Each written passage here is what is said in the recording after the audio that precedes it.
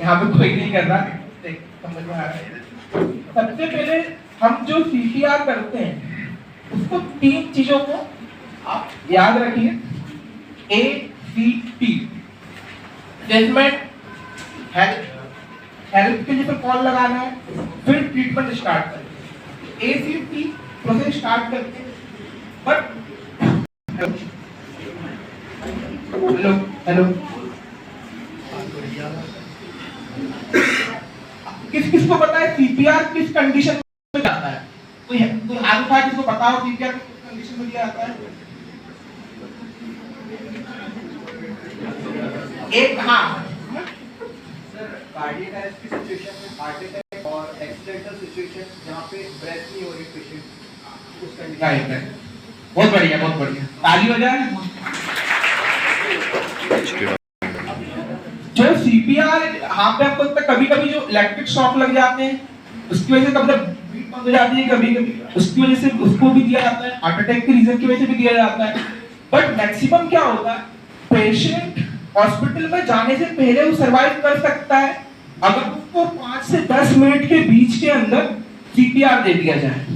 और उसको सही तरीके से कैसे देना है वो भी बहुत इंपॉर्टेंट वैल्यू रखता है। अगर आपको नहीं पता कि सही तरीके से कैसे दिया जाता है तो आप कहीं ना कहीं पेशेंट को सही नहीं कर रहे और उसको नुकसान ही पहुंचा रहे हैं। तो अब यहाँ पे डेमोन्स्ट्रेशन होगा तो आप उसको ध्यान से देखिएगा कि अगर आपके आसपास घर के आसपास या फिर सड़क पे या कहीं पर भी घटना दिखती है तो पहले कैसे आप डायग्नोस करेंगे, फिर उसके बाद आप क्या चीज स्टार्ट करना है, कैसे और कैसे एंडिंग तक पेशेंट को सुरक्षित हॉस्पिटल तक पहुंचाना है।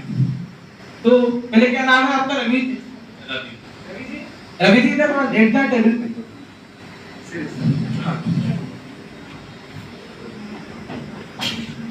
सबसे पहले एक चीज ध्यान रखिएगा कि कोई भी पेशेंट एकदम से आपके सामने गिर जाता है या कहीं पे कोई भी आप परिवार कोई व्यक्ति, आपको क्या करना है, उनको आवाज लगानी है, बताना है रवि जी आवाज आ रही है। अगर पेशेंट कॉन्शियस है अनकॉन्शियस वो देखना बहुत जरूरी है। अगर वो कॉन्शियस है तो ठीक है, अनकॉन्शियस है तो हमको ये मालूम चल रहा है कि अब वो कुछ भी रिएक्ट नहीं कर रहा है आपके बोलने के बाद। तो उसके बाद क्या करना है, आपको ABC के तौर पे एक चीज को याद रखना है। एयरवे जो हमारा यहाँ से एयरवे रहता है उसका ध्यान रखना है, ब्रीथ का ध्यान रखना है हमारा, और सर्कुलेशन का, ABC। ये 3 चीजें बहुत जरूरी है स्टार्टिंग में। पहले आप देखिए कि जैसे कि इनकी ब्रीथ आ रही है कि नहीं, तो फील करने के लिए आप हैंड को पास ला सकते हैं। कोई भी जब भी आप हैंड पास लाए नॉर्मल इंसान के, आप खुद की नोज से, तो आपको फील होगा कि यहाँ पे आपको थोड़ा वार्म फील होगा कि आप ब्रीथ प्रॉपर्ली रेगुलेट हो। उसके बाद जैसे कि आपने फील किया और अगर आपको फील नहीं हो रहा है, एयर पास ब्रीथ फील नहीं हो रही है, फिर आप देखिए कि उनकी लंग्स जो आपको अप एंड डाउन मोशन में दिख रहा है या फिर नहीं दिख रहा है। जब उनको ये देखने में आ रहा है कि हमको ये भी फील नहीं हो रहा है कि ब्रीथ आ रही है और देखने भी उनको पता नहीं चल रहा है कि नहीं हो पा रहा है, तो उसके बाद सबसे पहले क्या करना है, आपको रेस्क्यू ब्रेथ देनी है। तो रेस्क्यू ब्रेथ के लिए क्या करना है, आपको जब एक वॉलंटियर आ सकता है, थोड़ा माइक पकड़ सकता है, यहाँ पे कोई भी चले अगर तुम चले आओ।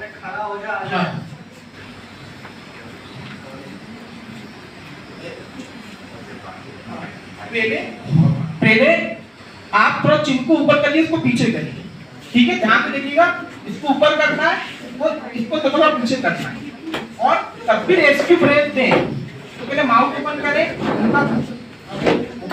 अपन को चिन को ऊपर करके ये इस मोशन कि जो उसका सर्कुलर ये मोशन है वो यूं आना चाहिए, समझ रहे हैं? इसको दिक्कत आ रही है देखने में तो आ सकता है, पास में भी किसी को दिखने में प्रॉब्लम आ रही है, वहां से नीचे किया, ओपन किया, रेस्क्यू ब्रेथ दें, नोज करके फिर रेस्क्यू ब्रेथ देना है। रेस्क्यू ब्रेथ कैसे देना है, 2 रेस्क्यू ब्रेथ 1 सेकंड के डिफरेंस से 2 रेस्क्यू ब्रेथ। तो रेस्क्यू ब्रेथ में पूरी ब्रीथ लेके फिर रेस्क्यू ब्रेथ देना है, और इस मोशन में रेस्क्यू ब्रेथ देना जब तक आप देख रहे हो। रेस्क्यू ब्रेथ क्या देना है, नोज को जरूर बंद करना है, फिर रेस्क्यू ब्रेथ देना है। हमको ये जरा रेस्क्यू ब्रेथ दे रहे हैं उसके बाद मोशन में आ रहा है कि नहीं आ रहे, लंग्स अप एंड डाउन हो रहे हैं कि नहीं, ऐसे ही करते करते कम से कम इसको आप 8-10 बार दीजिए 10 सेकंड के अंदर। पर के बाद देखते हैं कि उसके बावजूद भी अगर उसकी ब्रीथ नॉर्मल नहीं हो रही है या चीजें नहीं हो, उस कंडीशन में क्या होगा, आपको फिर पल्स चेक करना होगा। हैंड से हम चेक कर सकते हैं रेडियल पर, उसको रेडियल से हम नहीं डिटेक्ट कर पाते पल्स को, तो उस वक्त क्या करना है, किसी को आइडिया है उसके वक्त क्या करना है, किसी को थोड़ा बहुत भी आइडिया उसके पहले कभी हुआ हो कॉलेज में, किसको चेक करेंगे उसके बाद, चलो कैरोटिड आर्टरीज को चेक करेंगे। कैरोटिड आर्टरी जो हमारा पाइप है इसके जस्ट साइड में आपको चेक करना है इंडेक्स फिंगर से और हमारे सेकंड फिंगर, ठीक है। चेक करना आता है, आप सब बच्चों को आता होगा, यहाँ पे स्टूडेंट जितने भी हैं आता है ना, तो वो चेक करिए कि वो पल्पेट कोरी बीट में है कि नहीं, और उसके बाद अगर बीट नहीं हो रहा है, इस कंडीशन में हम देख रहे हैं कि नहीं आ पा रहा है, बीट नहीं हो रहा है, उसके बाद क्या होता है, फिर हमको जरूरत पड़ती है सीपीआर, और आप मेजर जो होता है सीपीआर प्रॉपर तरीके से देना, ये बहुत जरूरी होता है। यहाँ पे सीपीआर बहुत सारे लोग बता के जाते हैं, बता सकते हैं, बट उनको ये आइडेंटिफाई नहीं करते मैक्सिमम कि किसको कैसे देना है। जो एडल्ट होते हैं उनको हमेशा ड्रिप बनाई जाती है।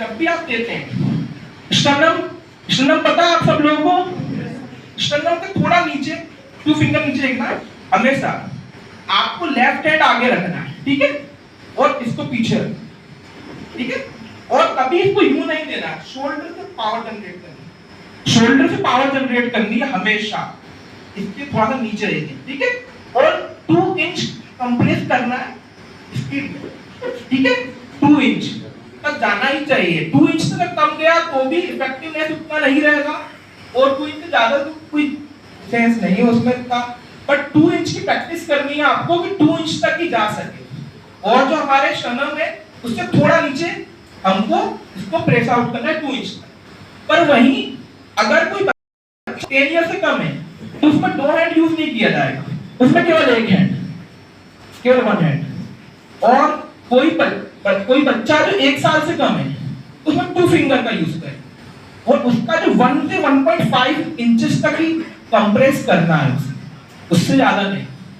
तो अगर ऐसी कंडीशन होती है तो उसको कैसे करना है, कंप्रेशन होना चाहिए 1 मिनट में 100 मिनिमम कंप्रेशन होने चाहिए, पर ये नहीं है कि लगातार 100 करना है, आपको सबसे पहले 30 तक आप कंप्रेशन करना है, सीपीआर देना है 2 इंचेस तक, उसके बाद 2 रेस्क्यू ब्रेथ देनी है, 2 रेस्क्यू ब्रेथ आपको देना ही देना है 30 के बाद, और इसी पैटर्न में आपको 1 मिनट के अंदर 100 से 120 तक मिनिमम आपको करना है, तब बीट नहीं आती है, बीट नहीं आती है, और ये टफ होता है प्रैक्टिकल में आप करते हो।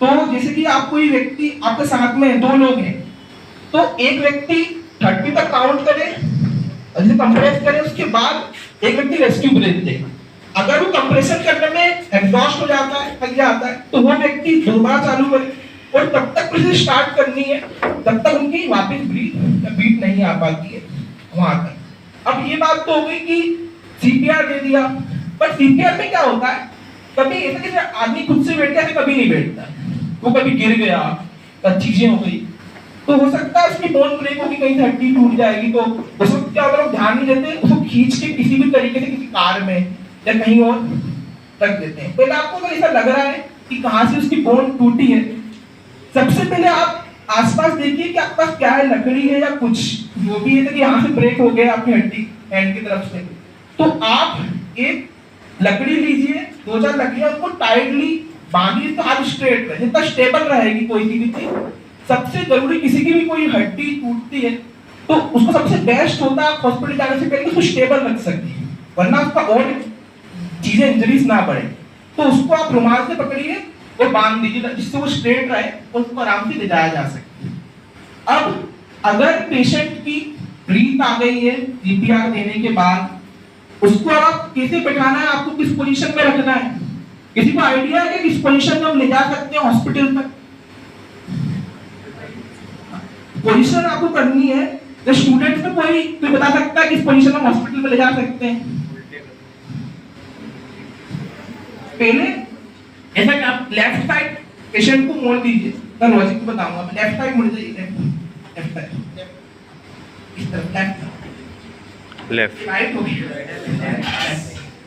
लेफ्ट में इनका जो हैंड है वो यहाँ पे होना चाहिए, फोल्ड करके हैंड होती है, और हाथ इसमें, और एक पैर पीछे कर रहा है, इस पैर को आगे, पैर को पीछे पोजीशन में आप उनको बैठाइए, क्योंकि इससे उनको क्या होगा, जो प्रॉपर तरीके से कुछ प्रॉब्लमेटिक चीजें जो होती हैं, क्योंकि अगर ये चीज ध्यान रखिएगा, अगर आपने सीपीआर दिया है उसके बाद सही कंडीशन में किसी ब्रीथ में प्रॉब्लम ना है, तो ये पोजीशनिंग बहुत जरूरी है।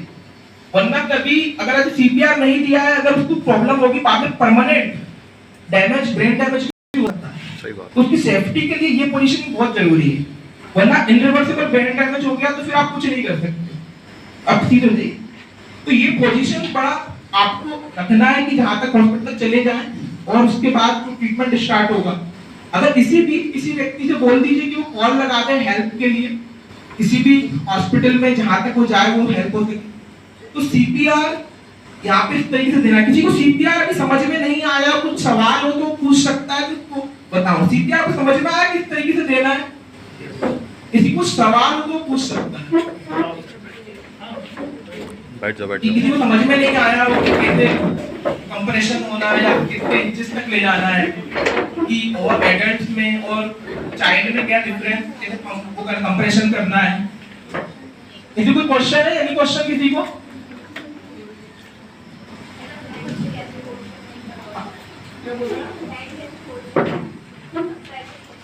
कंप्रेशन ना, कंप्रेशन आपको करना है 1 मिनट में, कंप्रेशन 2 इंच तक ले जाना है।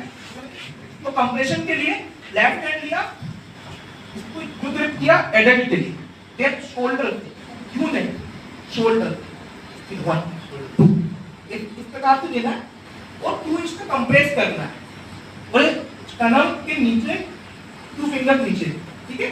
कुछ लोग देखते हैं कि यहाँ दे रहे हैं, यहाँ दे रहे हैं, यहाँ नहीं, तो स्पीड, और 1 मिनट में मिनिमम 100 तो होना ही चाहिए, और लगातार 30 कंप्रेशन के बाद मिनिमम 2 रेस्क्यू ब्रेथ देनी है। ऐसा नहीं कि नॉन स्टॉप 100 जा रहे हैं या नॉन स्टॉप नहीं, 30 कंप्रेशन के बाद 2 रेस्क्यू ब्रेथ कंपलसरी है, जरूरी है, इससे ज्यादा नहीं करेंगे। और कुछ समझ पाया आपके लिए? और अगर 10 साल से छोटा बच्चा तो एक हैंड का यूज करना है, और अगर कोई 1 साल छोटा बच्चा है तो केवल 2 फिंगर।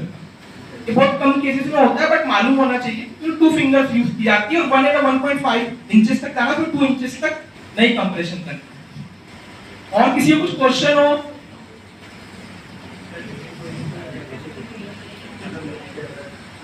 नीचे पे लेट गया तो भी आप नीचे लेटे, घुटने पे बैठ करेंगे, और हार्ड सरफेस होना चाहिए, सरफेस सॉफ्ट नहीं होना चाहिए, क्योंकि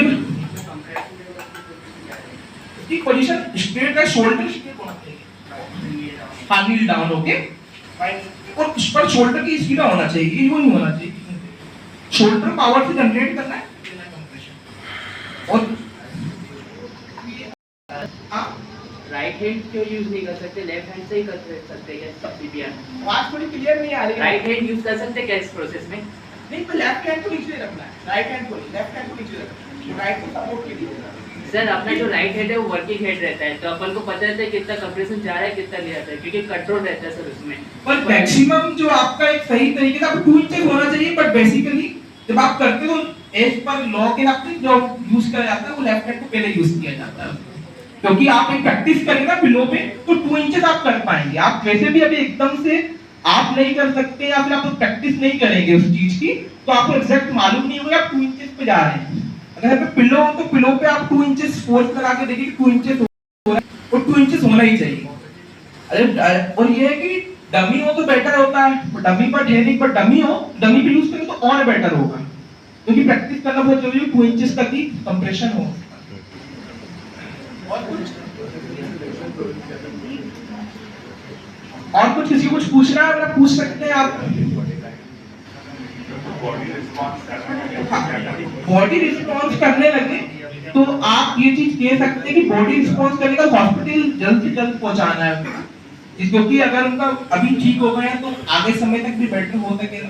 और ये नहीं है कि सीपीआर आप कर रहे हो तो पेशेंट की दोबारा ब्रीथ या ब्रीथ आ जाए, पर ये है कि आप कोशिश कर सकते हैं। अगर वो 5 से 10 मिनट के अंदर दे दी जाएगी तो चांसेस बहुत ज्यादा बढ़ जाते हैं, क्योंकि इंडिया के अंदर 10 में से 9 लोगों की जो डेथ होती है हार्ट अटैक से, तो उसका मेन कॉज ये होता है कि लोगों को सीपीआर नहीं पता होता, हॉस्पिटल आने से पहले वो 10 में से 9 डेथ्स होती है। अगर वो 10 में से 9 डेथ में लोगों को पता हो कि सीपीआर कैसे दिया जाता है और हमको करना क्या है, तो कितने लोगों की लाइफ बच सकती है। तो ये चीज बहुत जरूरी है। और हम ये वाला एनजीओ है जिंदगी द होप ऑफ चेंज, इसके थ्रू सीपीआर पूरे भोपाल में बता रहे हैं कि चीजों कैसे दी जाती है। बाय प्रोफेशन में न्यूरो सर्जन और साथ में एनजीओ में हम free medical health camp checkup और अन्य चीजें भी एग्जीक्यूट करते हैं। अगर आप वॉलंटियर जुड़ना चाहता हो एनजीओ से तो वो जुड़ सकता है। वह नंबर चाहे आप नोट कर सकते हैं। अगर वॉलंटियर तौर पे एनजीओ से जुड़ना तो वो जुड़ सकते हैं। आप नोट कर लीजिए, करना उसे मेंशन कर बता रहा हूं मैं 9575 01 436